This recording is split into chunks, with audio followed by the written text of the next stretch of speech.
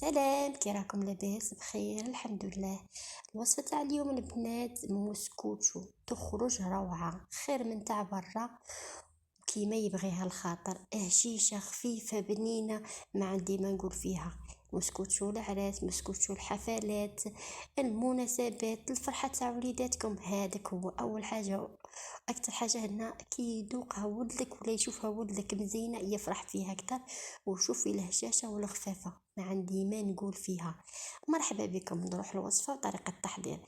جيبي البولة تاعك كيما تشوفي، انا جبت البول تاع البيتخا، درت فيه 2 حبات بيض درجة حرارة المطبخ، زدت عليه كاس ناقص اسبوع تاع سكر اللي هو تاع أماليد، رشة تاع الملح ومغرف تاع لافاني. حطيته في البيتخا. انتيا ديريهم اي آلة عندك، باتر، بيتخا، اشوار، البرا تاع الميكسور كيما يبغي خاطرك. ليسونسيال خلطيه مليح حتى السكر هذاك والبيض يتخلط مليح كيما تشوفوا يولي ابيض. في نفس الوقت اني بخليه يدير كيما تشوفوا. وجبت الكاس تاع الحليب يكون سخون، انا هنا مانيش قادره حتى نشده بيدي.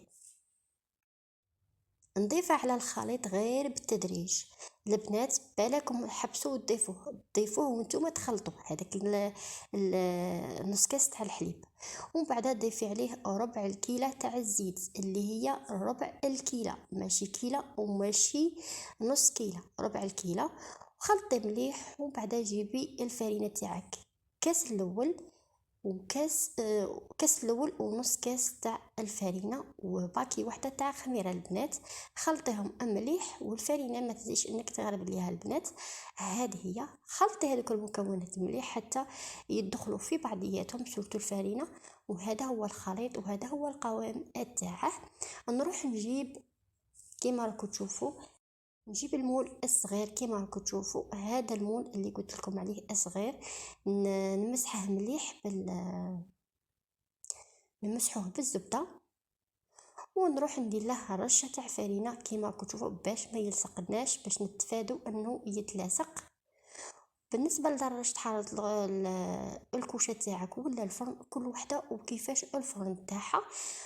ضيفيه ودخلي، خلي الفرن تاعك يسخن وحطي الخليط هنا. قبل ما تدخليه في الفرن خبطيه مليح كيما راك تشوفي. وبعد ما طابت لي، هذه هي النتيجه. نقلبها وتشوفوا كيفاش خرج لي روعه، خفيف محمر. الله الله. انتي هنايا تبغي تزينيه ولا تخليه كيما هكا، كاينه اسيس البنات هنايا.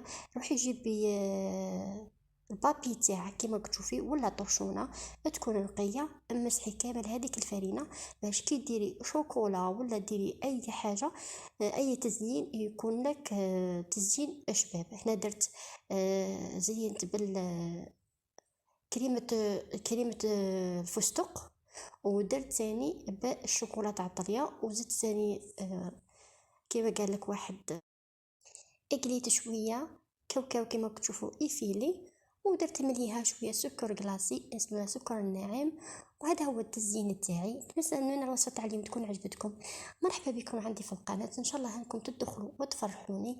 واللي ما تعرفش قناتي تدخل فيها روتينات، فيها ممكن هذا الفيديو يفوت عليك، ادخلي شوفي قناتي فيها روتينات، فيها فيديوهات روعه روعه روعه.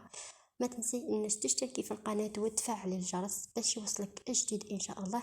هنا ما بقى لي نقول لكم مع السلامة، نتلاقوا في فيديوهات واحد اخرين وفي روتينات واحد اخرين. تبقاو على خير، بوسة كبيرة عليكم.